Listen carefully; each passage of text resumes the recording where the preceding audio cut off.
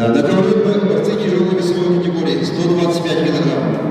Красным тако начин Борген Оршик, Республика Тыва, город Кызыл.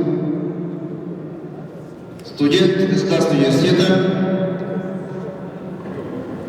1994 года, 22 года. Кандидат в мастера спорта,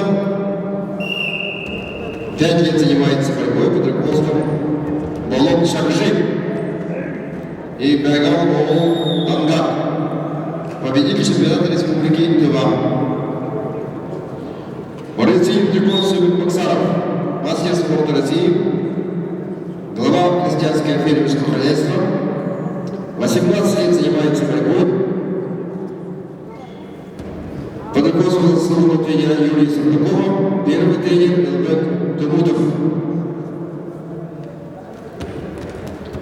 31 год ему, представляет команду Республики Бурятия.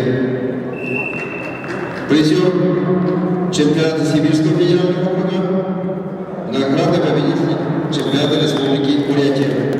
Победу организовал Сергей Боксаров. Награждается Алдар Хамаев, Иркутская область, Мухаммад Гази Магомедов.